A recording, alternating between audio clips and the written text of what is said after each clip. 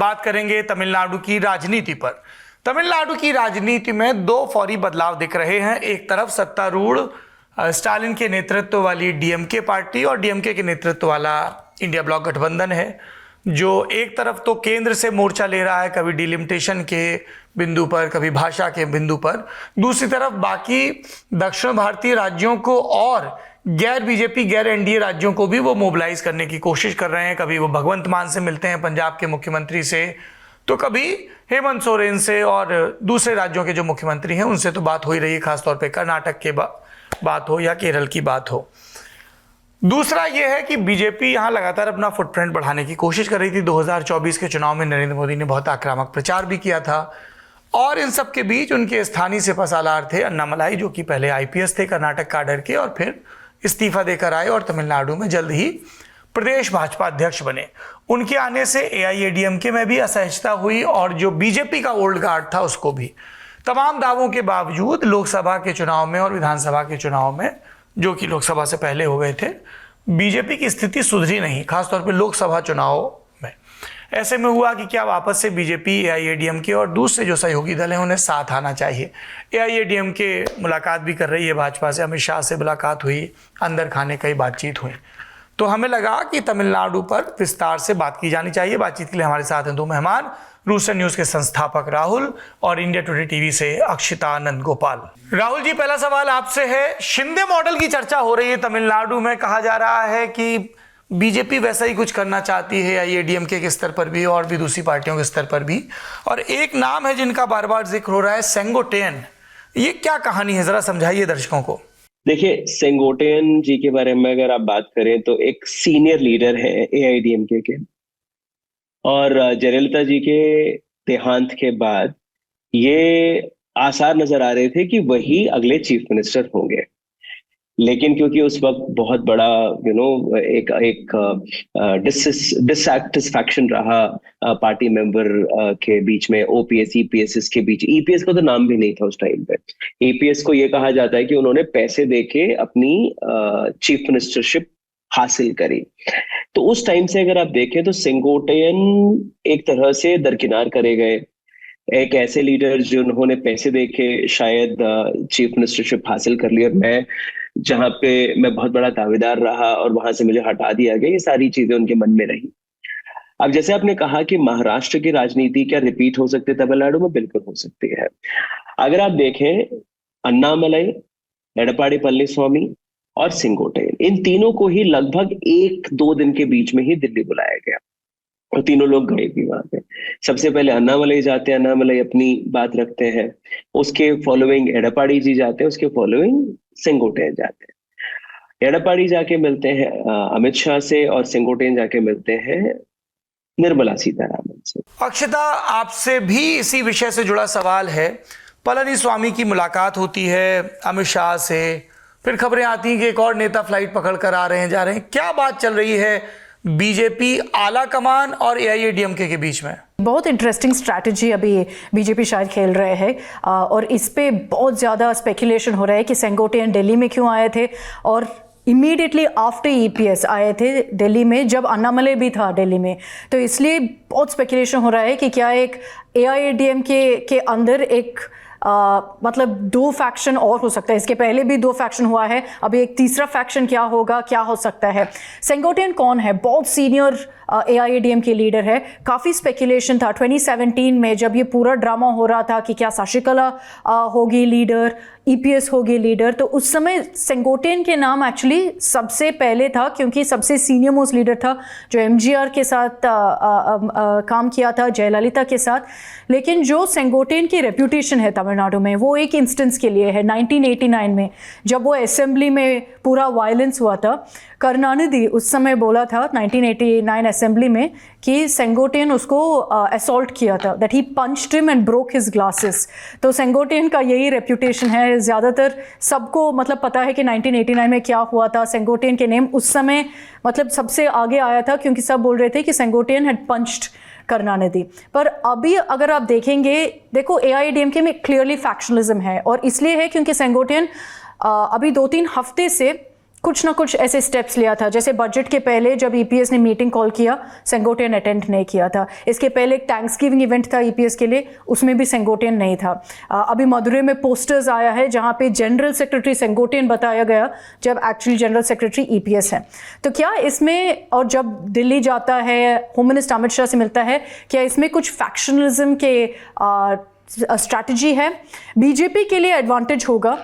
अभी वो शायद देख रहे हैं कि अगर एआईएडीएमके को दो फैक्शन में करेंगे तो फिर ईपीएस का बार्गेनिंग पावर कम हो जाता है। अगर सेंगोटियन थ्रेटन करता है कि देखो मैं इतने लीडर्स के साथ मैं जाऊंगी बीजेपी के साथ, तो फिर जो ईपीएस कंडीशंस दे रहे हैं, जैसे कि अन्नामलई को साइडलाइन करो, या फिर शशिकला, ओपीएस, टीटीवी दिनकरन का कुछ रोल नहीं होना चाहिए, एएमएमके को हटा दो, ये सब कंडीशंस जो ईपीएस दे रहे हैं और एआईएडीएमके को लीड करना है, ये सब की बार्गेनिंग चिप और बार्गेनिंग पावर थोड़ा कम हो जाएगा अगर बीजेपी ये मानता है कि हम एआईएडीएमके को तोड़ सकते हैं, सेंगोटियन को हमारे साथ लेकर आ सकते हैं और एआईएडीएमके ऐसे 50-50 हो जाएगा।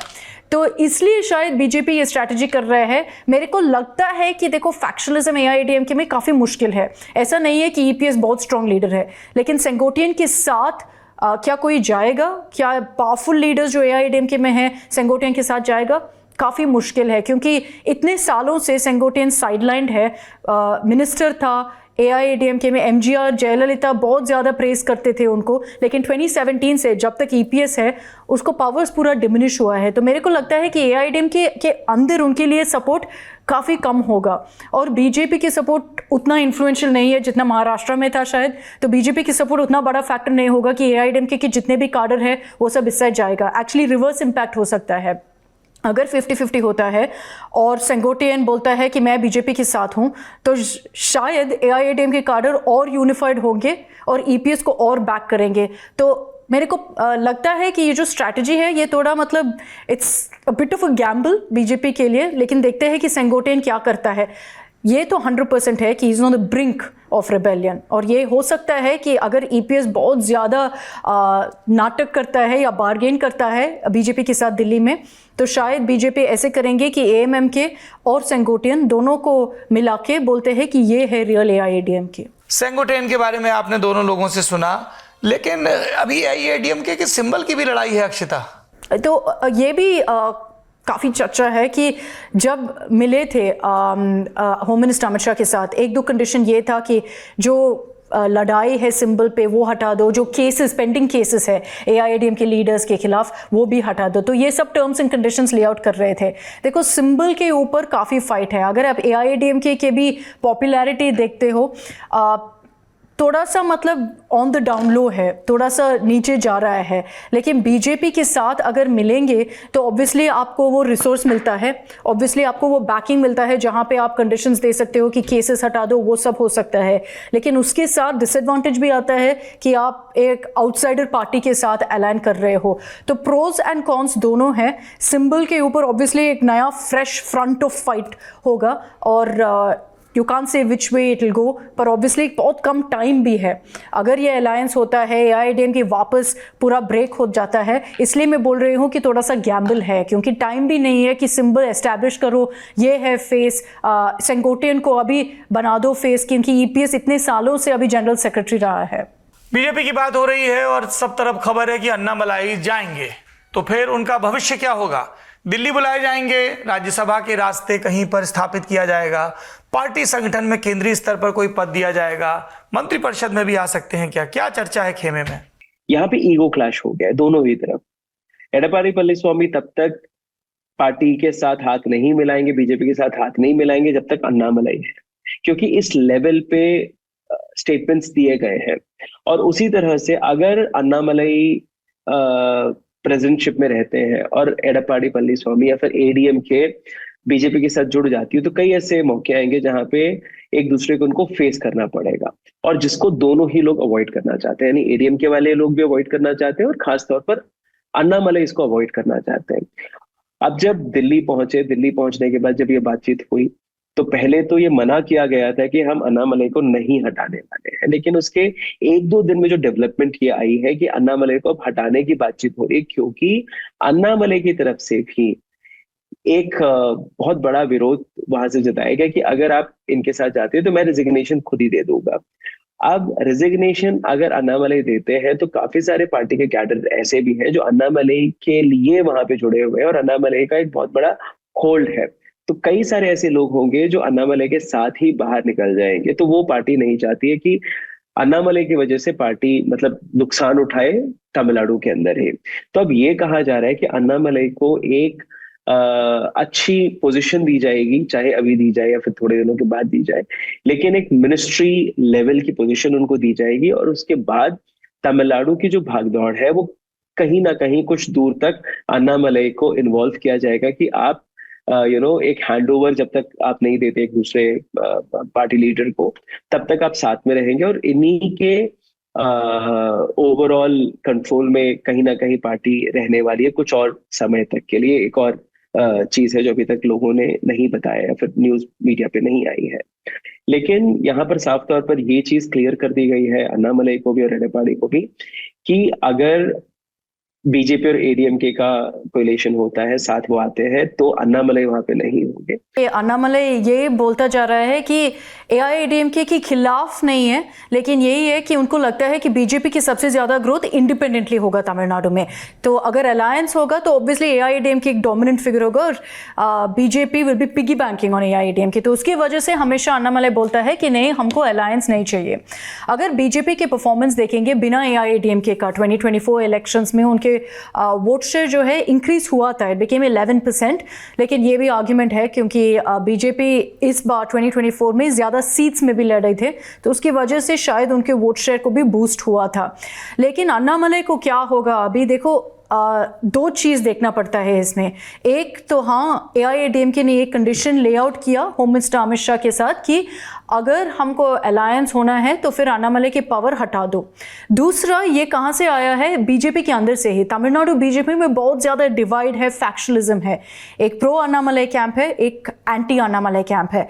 और ये जो एंटी अन्नामलई कैंप है वो भी काफ़ी पावरफुल है। ये veteran leaders of the Tamil Nadu BJP जो है, जो तमिलनाडु बीजेपी के लीडर्स जो दिल्ली में हैं, ये सब मोरलेस एंटी अन्नामलई कैंप है। तो इसकी वजह से दो प्रोंग्ड अटैक था अन्नामलई के ऊपर, जिसकी वजह से आप देख रहे हैं कि अभी बीजेपी सेंट्रल कमांड सोच रहे हैं कि शायद अच्छा होगा कि अन्नामलई साइडलाइन करेंगे और ये अलायंस के साथ देख लेंगे कि क्या हो सकता है नेक्स्ट ईयर, क्योंकि यही स्ट्रैटेजी है कि सब एक साथ आकर डीएमके को हरा देंगे। यही स्ट्रैटेजी प्लान कर रहे हैं। अन्नामलई को नेक्स्ट स्टेप क्या होगा? मेरे को लग रहा है कि अभी सेंटर में दिल्ली में कुछ रोल नहीं है, क्योंकि अगले साल ही इलेक्शंस है, चुनाव है तमिलनाडु में। तो मेरे को लग रहा है कि इस बार वापस अन्नामलई लड़ेंगे एक सीट में। कौन सा सीट है वो देखना पड़ेगा, लेकिन ज़्यादातर वेस्ट तमिलनाडु में होगा, जो कोंग बेल्ट बोलते हैं, क्योंकि अन्नामलई भी गाउंडर कम्युनिटी से है। तो उसकी वजह से ज़्यादातर मेरे को लग रहा है कि अभी भी तमिलनाडु फोकस ही होगा। तमिलनाडु के फेस अन्नामलई ही रहेंगे, क्योंकि जितने भी अभी 2-3 साल में आप देख रहे हैं, एक ही फेस बन चुका है तमिलनाडु बीजेपी का। या ग्रोथ होगा, ग्रोथ हुआ है या नहीं वो आप डिबेट कर सकते हो, लेकिन ये तो क्लियरली साफ है कि बीजेपी के फेस तमिलनाडु में अभी अन्नामलई हो गया है। तो इसकी वजह से इस टाइम पे for the next 6, 7, 8 months 100% focus Tamil Nadu में ही रहेगा। असेंबली इलेक्शंस में लड़ेगा, तो अभी दिल्ली में कुछ रोल नहीं होगा।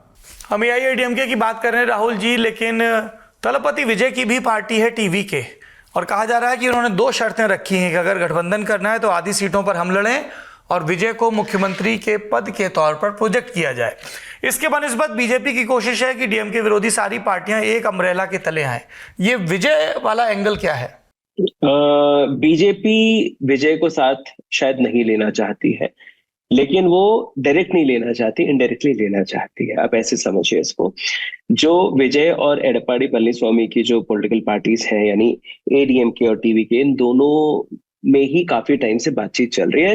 विजय ने ये साफ भी कर दिया कि हम ओपन हैं कोलिशन गवर्नमेंट फॉर्म करने के लिए, लेकिन वहां पे उन्होंने ये शर्त रखी कि एडीएमके जो है वो हमारे पास आए, हम उनके पास जाना नहीं चाहते। तो एक तो यहाँ पे ईगो क्लैश होता है।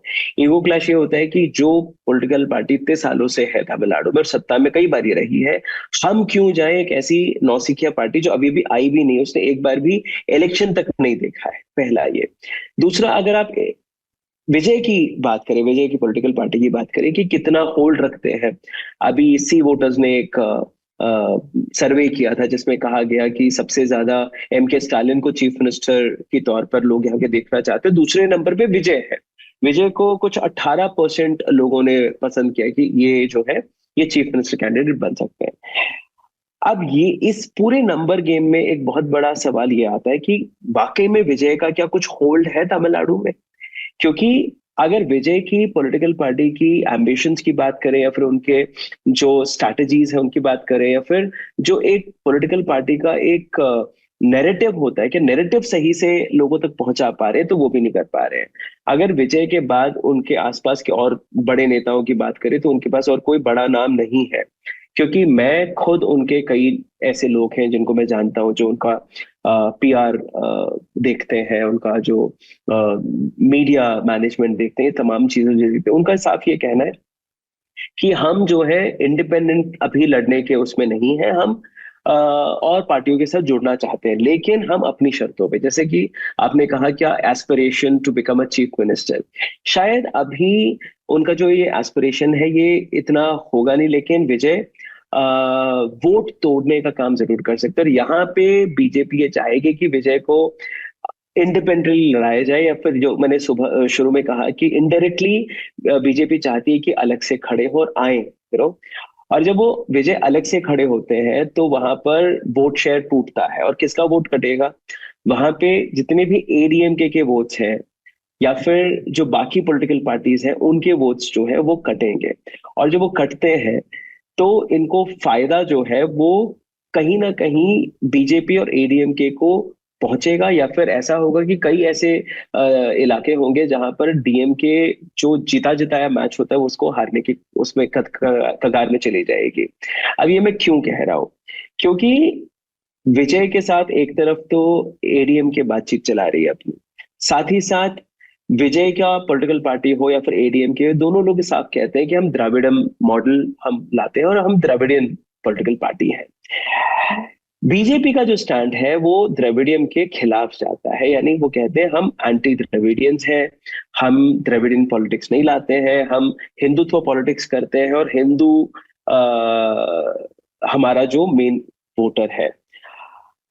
अब आप चाहे टीवीके के साथ जाएं या फिर एडीएमके के साथ जाएं या फिर किसी भी और पॉलिटिकल पार्टीज की तरफ जाएं, ये तमाम जो लोग हैं सारे के सारे द्रविडियन मॉडल पे अपना पॉलिटिकल पार्टी चलाते हैं।